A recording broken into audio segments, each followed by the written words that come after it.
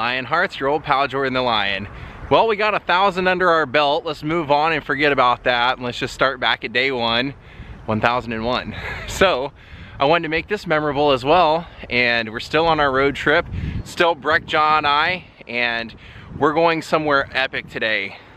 Something that was at one time called what was supposed to be Woodstock West and turned into a complete mess of chaos and unfortunately a place of tragedy. So Daze with Jordan the Lion begins now. And there's the Joster. We're bringing him out to a dog park on the road. See, there's one dog playing. Have some fun. There, everybody wanted to know where Breck was. There's Breck. Looks like we didn't get here at the best time of the day. It's just him and a big German Shepherd. All right, Ja, if you gotta pee, get it out of your system now. We got an hour till our next stop. We're now heading over the Dumbarton Bridge.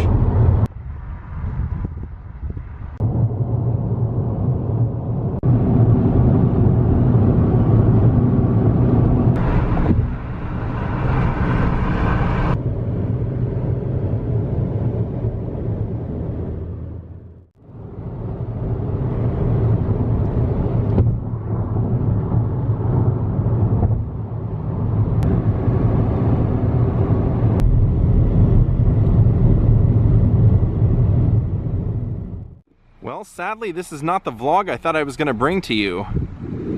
I actually did my homework beforehand and looked, and it said that it was open.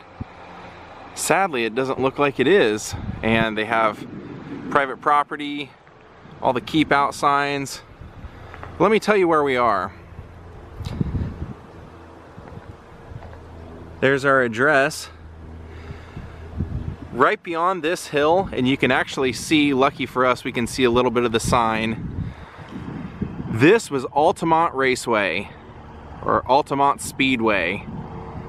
This is where the 1969 concert that was supposed to be well, it was supposed to be the West Coast version of Woodstock, where it was supposed to take place. You see, this was something the Grateful Dead and Jefferson Airplane were they were originally behind. They were the ones that said, you know, we really want to bring a lot of notice to what's going on in the Haight-Ashbury scene, and so they said the Rolling Stones were the second biggest band in the world at the time, so they asked the Rolling Stones to participate in this. So it was a concert that was going to be held on December 6th. Originally, the plan was to have it at San Jose State University's practice field, but they had already had a festival there recently, and they decided they didn't want to do it again. And then so they wanted to have it at Golden Gate Park, but the city wouldn't approve it. They didn't want to be part of that. So then it was supposed to be held at another speedway, and that speedway wanted hundreds of thousands of dollars plus the rights to the movie that was going to be filmed out here during this. And so last minute on the 4th, they decided to move it to Altamont. The man who owned Altamont Speedway, the speedway was only about 3 or 4 years old at the time, offered to allow them to hold the festival here.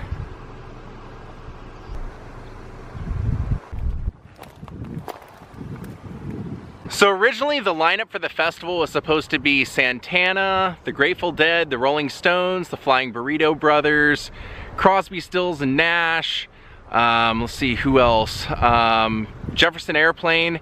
Now the problem started immediately. They didn't have enough security or any security at all, because they had made so many changes and so many things had been done last minute. They just didn't have the resources to do it. There weren't enough bathroom facilities, there weren't enough medical tents out here.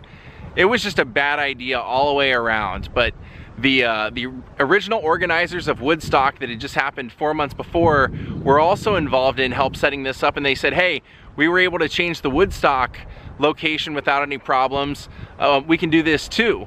Now, Woodstock, there was more of a vibe of love, but Grace Slick of Jefferson Airplane said that that wasn't the vibe here. It was just a peculiar vibe, and she said during their set, Marty Balin and her band got hit in the head by one of the Hells Angels.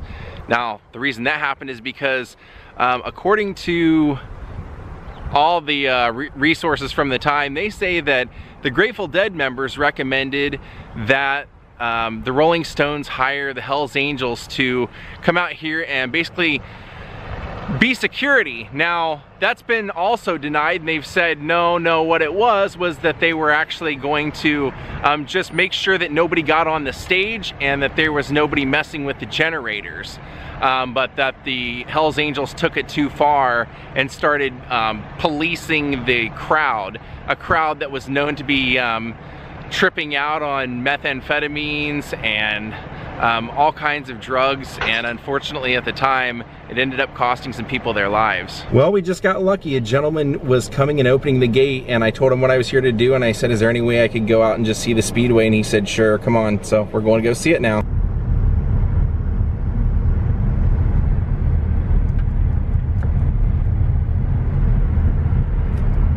So there it is. Now, it's been closed down multiple times since all this, and some people actually believe that it's almost a cursed raceway. But they had basically what ended up happening was that the Hells Angels said, you know, people were out of control here, and they didn't want to be the police of anyone, but they said, when you see somebody messing with your bike and that is your life, you don't forget who that is, and you don't let them get away with it either. So they said that, you know, people were acting chaotic and crazy in the crowd all day, and that when people started messing with them, that's when they got involved, and that they were really, they said, hey, we were just paid, or we were told by the Rolling Stones that we were just to come out and sit on the stage, make sure nobody got on the stage, and we could drink beer the whole show. And that was basically how they were paid, was $500 in beer, everyone says. And that the Grateful Dead had recommended them to be the security, and it just got out of control. Now, there was scaffolding that was standing up in the middle of the crowd. You could see if you watch GimMe Shelter, because that's the documentary that basically tells this whole story, and you can see people climbing up on the scaffolding, and even Mick Jagger has to go out there and say, please climb down from this scaffolding. It wasn't meant for that, and it can't hold you, so we don't want anyone to get hurt. And even then they were having problems getting people to listen. Now, one of the other issues was that when they were going to do the concert at the other raceway, they had already planned out that the stage would be set up so that there wasn't a hill behind it, so that if people were rushing towards the stage, the band wouldn't be closed in. And when they set the stage up here, they did that the opposite. They did exactly what they weren't supposed to do, which created a lot of problems. And they said 2 people were killed out here in car accidents on the way here. And then, of course, what happened was, and it's caught in the film, is that while the Rolling Stones are performing, a man comes charging the stage with a gun, and the Hells Angels members come out and stab him, and he ends up passing away from the injuries. And so this has always went down as kind of like one of those just bad vibe concerts. And this would have been the grounds. This is the Altamont Raceway. Now, they said at the time they expected somewhere around 100,000 people, and actually 300,000 people showed up. So you can imagine what that was like if there was not enough bathroom facilities and enough medical tents and things like that.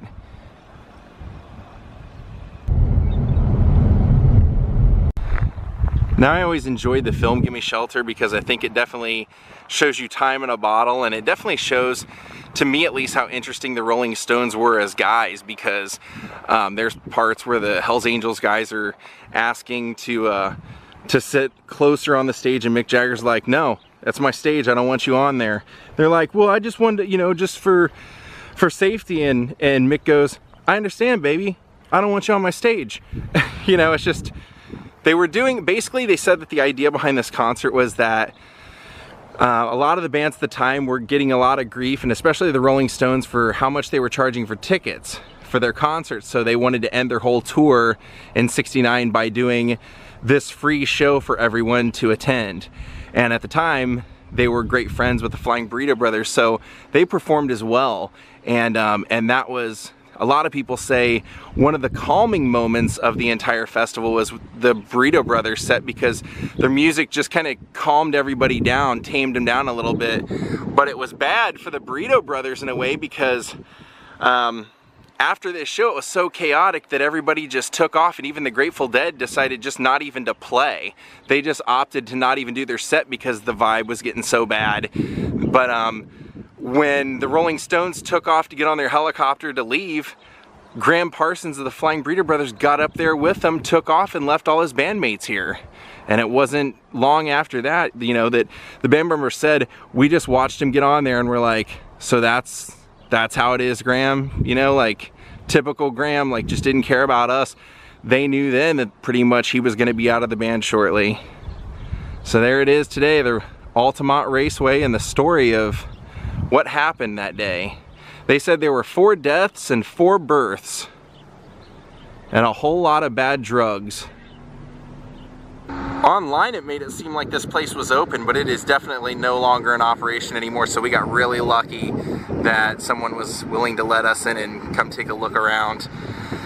This closed last time I read in, I believe, 2008, and they said then that they thought that was the last days of this place and that it would never reopen, and yet it did, and now it looks like it's closed again. Maybe it is a cursed property, who knows? They said that one of the reasons this raceway failed was because it was so hot in this part of California that a lot of the racers just didn't want to come out and do it. So there you go, the grounds of the Altamont tragedy. What's went down as, it's always went down in my mind as being a Rolling Stones event, but it was, you know, it was something that actually the Grateful Dead and Jefferson Airplane came up with first. Alright gang, we're about to start heading our way back to Los Angeles now. I hope you guys enjoyed getting to check out the Altamont Raceway, the Altamont Speedway, and if you've never seen GimMe Shelter and you like the Rolling Stones, definitely check it out. It is very, very interesting. Boy, did we get lucky.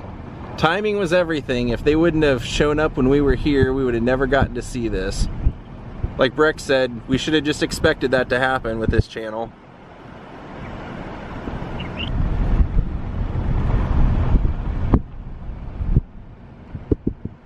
Now if you watch the documentary, they do an overhead shot and you can see that both sides of this road going for miles are just lined with cars because they didn't have enough parking for everyone.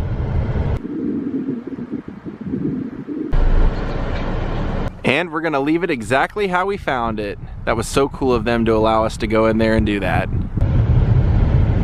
This really is kind of out in the middle of nowhere. 300,000 people out in the middle of nowhere with no resources. Holy Christmas.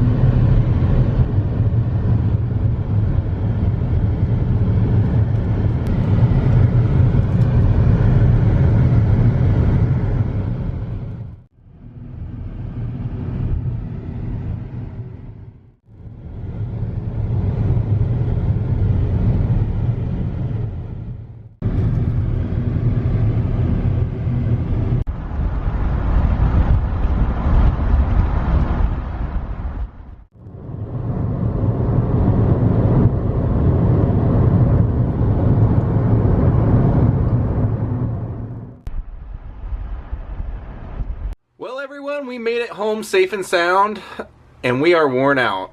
It's been a great trip, but a long trip. Well, not really a long trip, just a tiring trip because we did it so quick. But I hope you guys enjoyed today's vlog.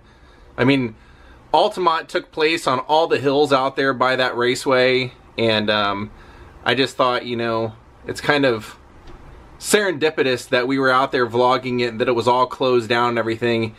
And just that happened to be the moment that the person that owned that property showed up and was nice enough to let us on. It's just something that reoccurringly happens on this channel, and it's just so cool that it does. Kind of makes me feel like we're doing something special here sometimes. Have a great night, everyone. Wanted to thank Jared M. Batchelor, Mama4, and Ann Genner for becoming my newest Patreons, and thank you all for watching. We'll see you again tomorrow. Have a great night, and goodbye.